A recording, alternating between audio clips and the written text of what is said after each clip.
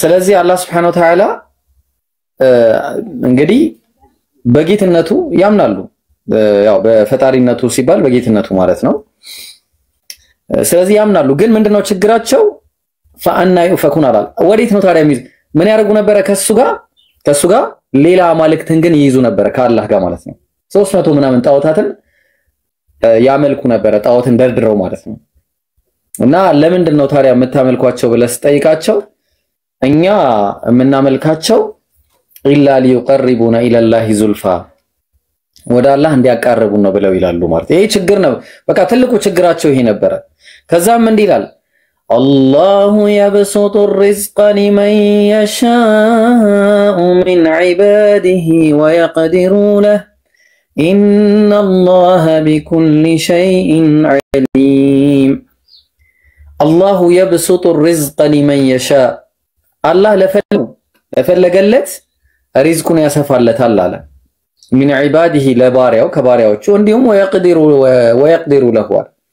ከባሪያዎቹም ከፊሎቹን ደግሞ ምን ያረጋቸዋል ሪዝቃቸውን ለፈተና እነዛን ያጎላል እነዚህን ይሰጣቸዋል ማለት ነው ይሄንንም ያው ማን እንደሚያረግ ያቃሉ ግን ችግሩ ኢነላህ ቢኩሊ ሸይኢን ዓሊም የሚለው ነገር ካመኑ በኋላ እሱን ግን ብቻ አመልኩ ማለት ነው አሁን እንደዚህ የሚያረግ ሰው ካለ በዚህ ሰዓት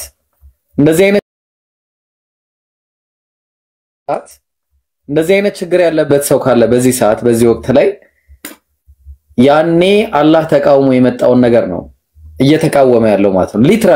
ሊትራሊ ይቃወማል ተግባባን እንቀጥላለን ከዛም አላህ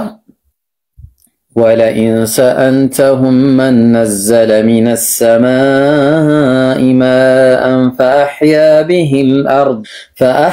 به الأرض من بعد موتها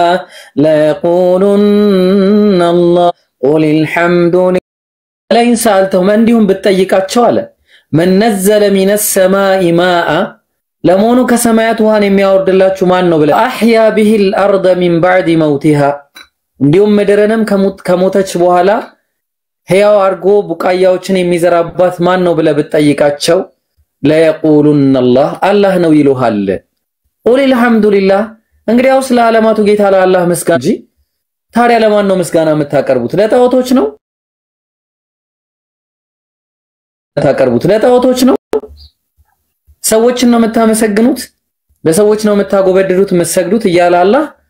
በዚህ መልኩ በላክተሩሁም ላ ያቂሉን አብዛኛዎቹ ሰዎች ግን ይሄንን ነገር አይገነዘቡትም እያለ ስለ ሩቡብያ በዚች ባጭር ነገር እንናገራለን ማለት ሩቡብያውን እንግዲህ አላህ ሩቡብያውን መቀበሉ ብቻ በራሱ እንደማይሆን ተናግሯል ማለት ነው ጌትነቱን ብቻ መቀበል አይደለም ረዛቅነቱን አብይነቱን አጠጭነቱን አልባሽነቱን እነዚህ ብቻ አይደሉም ሌላኛው ምንድነው ኡሉሂያ የሚባለው ነገር አንድ ላይ መካተት አለበት ኡሉሂያ ማለት በተመላኪነቱ ብቸኛ መሆንም አለበት አላህ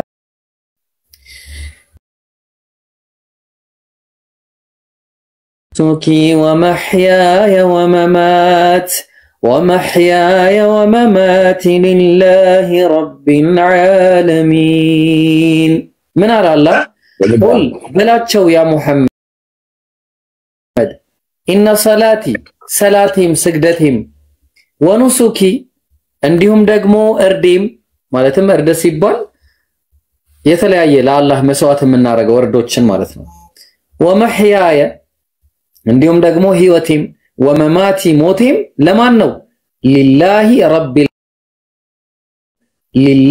ረቢል ዓለሚን ማሸደድ አይቻልም ለማርያምም ለኢየሱስም ለአብዱል ቃድር ጀይላንም ለማንም አይቻልም ለነብዩ መሐመድም አይቻልም ለኢየሱስም አይቻልም ለማንም ሰው አይቻልም ለማን ብቻ ሊላሂ ረቢል ዓለሚን ለዓለማቱ ጌታ ለአላህ ብቻ ነው ሰላት የክብር ስግደት የሚባልም በእኛ ሸሪዓ ቆሟል የለም ወኑሱኪ እንዲሁም ደግሞ እርድም የተለያዩ የእርድ አይነቶች አሉ ማለትም እርድ ሲባል ስለት ልትሳል ትችላለህ በስለት ሁኔታ ልታርድ ትችላለህ እሱንም ለአላህ ብቻ እንዲሁም ደግሞ የተለያዩ በዓሎች ሊኖሩ ይችላሉ በበዓል በግል ታርድ ትችላለህ የተለያዩ እሱንም ለአላህ ብቻ ነው የምታርደው ዛሬ ሮብ ነው ለእንትና የሚባል ሼክ እንዲ ምናምን አርብ ነው ዛሬ ሐሙስ ነው ቀን እየቆጠሩ ለሰዎች ማርሳል ከእስልምና በቀጥታ ያወጣል ማለት ነው ይሄ ነገር ዑዝር ቢልጃህል የሚባሉ ሰዎች ቢኖርም ማለት ነው በቀጥታ ከእስልምና ያወጣል ወመህያየ ህይወቴም ወመማቲ ሞቴም ለማን መማቲ ሞቴም ለማን ሊላሂ ረቢል ዓለሚን ለዓለማቱ ጌታ ለአላህ ብቻና ብቻ ነው አለቀ በቃ ከዚህ ውጪ የለም ለማንንም መስገድም ማጎብደድም ማሸርደድም ማረድም ለማንንም አይቻልም ማለት ለማ ለአላህ ብቻ ነው ማለት ነው ለዛ ነው አላህ በሱረቱ ነህል ምዕራፍ 16 ቁጥር 30 አለ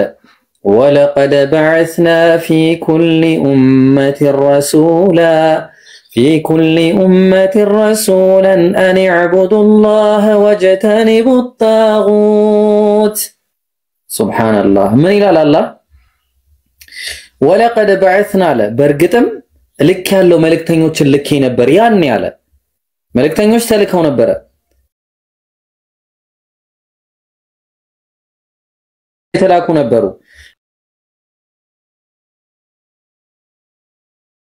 የተላኩ ነበሩ መልእክተኞች ግን ሲላኩ የተላኩበት ትልቁ አስኳሉና ዋነኛው ነገር ምንድነው አን እዕቡዱላህ አላህን በብቸኝነት ተገዙ ወጅተኒቡ ጣዖታትንም ራቁ የሚል ነገር ነበር ስለዚህ ሰው ከአላህ ውጪ ከተመለከ ጣዖት ነው እንስሶች ከአላህ ውጪ ከተመለኩ ጣዖት ናቸው ገውዛን ዛፍን በለው የትኛውም አይነት አምልኮ በእስልምና ከአላህ ውጪ ያለ በአጠቃላይ ጣዖት አምልኮ ተብሎ ይጠራል ማለት ነው ለዛ ነው ጌታችን አላህ Subhanahu Wa Ta'ala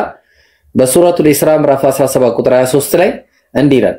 وقضى ربك ألا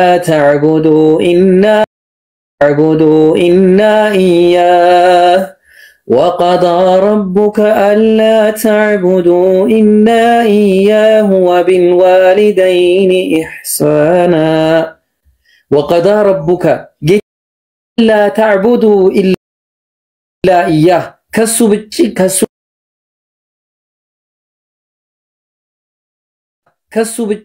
ውጪ ማንንም እንዳታመልኩ የሚል ነገር ነው በቃ ከሱ ውጪ ማለት ከአላህ ውጪ በእውነት የሚገዙት አምላክ በጭራሽ የለም ማለት በውሸት የሚገዟቸው ግን አሉ ስለዚህ ከአላህ ውጪ ዱዓ ማድረግ ለምሳሌ ዱዓ ማለት ምንድነው ጸሎት እኔ በሌለውበት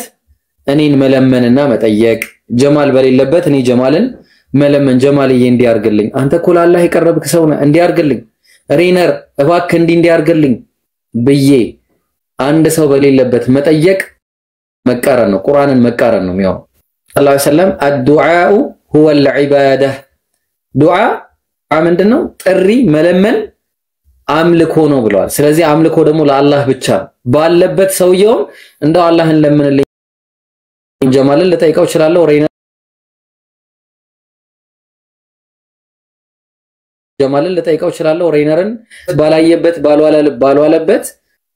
ሬነርን ቁጭ ብዬ ቤቴ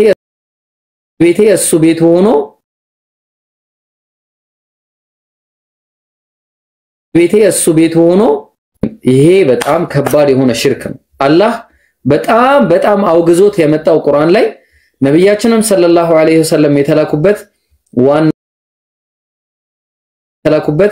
ዋና አስኳሉ ይሄ ነው ማለት ነው በሱረቱ አን-ኒሳ ምዕራፍ 4 ቁጥር 36 ላይ እንዲህ ይላል ወዕቡዱላህ ወላ ቱሽሪኩ ቢሂ ሸይአ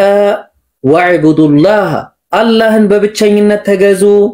ወላ ቱሽሪኩ ቢሂ ሸይአ በሱም አንድንም አታጋሩት አንድንም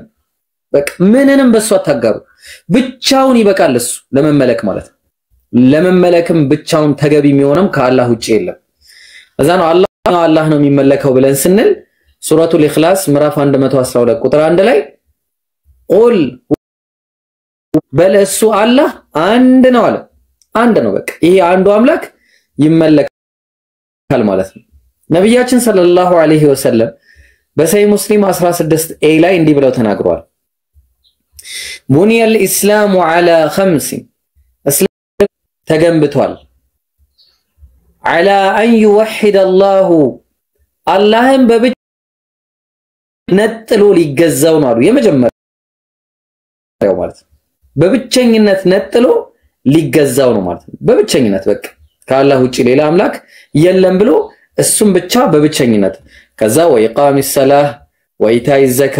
ወሲያም ረመዳን እያለ ወሐጁል በይት መን استطاع اليه سبيلا እስከሚለው ድረስ የሚከተሉ ይሆናል ግን የዋነኛው አይወሂድ አላህን ብቸኛ ሊያደርግ ነው በአምልኮ ተግባባ በጌትነቱ በባህሪያቱ በሁሉም ስለዚህ አሁን አላህ Subhanahu Wa Ta'ala በሱረቱል አንዓም ምዕራፍ 6 ቁጥር 88 ላይ እንዲህ ይላል ነቢያቶችን ሲናገር ማለት ነው ذلك هدى الله يهدي به من يشاء من عباده ولو أشركوا لحبط عنهم ما كانوا يعملون من على الله ولو أشركوا نزا نبيات وچكو من يارغو نورو وكالله قال ليلوچن አማልክቶች ይዘው በሆኑ ኖሮ እኛንም ይመለከታል ሁላችንንም ብናጋራ ምን ይሆን ነበር لحبط عنهم ما كانوا يعملون ይሰሩት የነበረ ነገር ሁሉ በአጠቃላይ በዜሮ በተባዛላቸው ነበር ትቢያ ይሆን ነበር ስራቸው በአጠቃላይ ስራ ቢስ ይሆን ነበር በቃ ምንም ነገር አይኖርም ነበር በቃ አንድ ሰው የፈለገ ኸይር ስራ እየሰራ ከኸይር ስራው ጋር ሽርክ ከሰራ በቃ ዋጋ የለው ምንም ዋጋ የለው ለዛ ነው አላህ Subhanahu Wa Ta'ala በሱረቱ ኒሳ ምዕራፍ 4 ላይ ቁጥር 48 ላይ የማያዳግም የቁርአን አያ አለ እዚህ ላይ ምን ይላል መሰላችሁ إن الله لا يغفر أن يشرك به ويغفر ما دون ذلك لمن يشاء ومن يشرك بالله فقد افترى إثما عظيما سبحان الله إن الله الله قال እንግዲህ ሰውየው ሞቶ በዚህ ሁኔታ ከሄደ ሊለም إن الله لا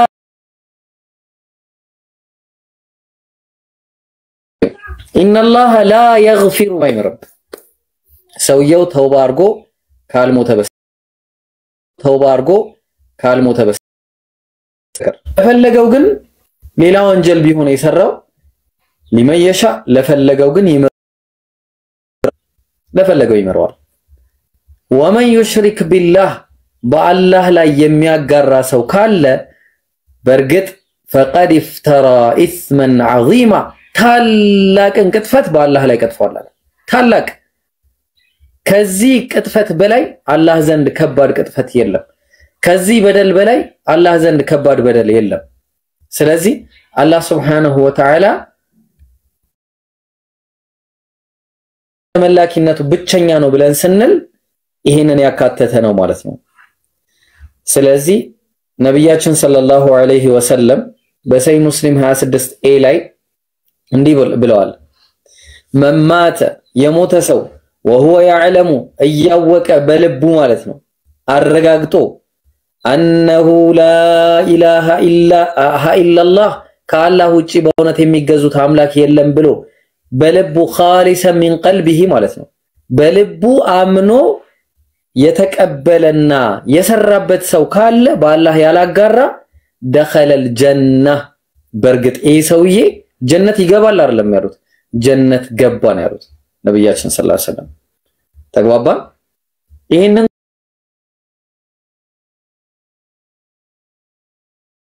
ተግባባ ይሄንን በሱረቱ ኒሳ ምዕራፍ 4 ቁጥር 171 ላይ እንዲህ ይላል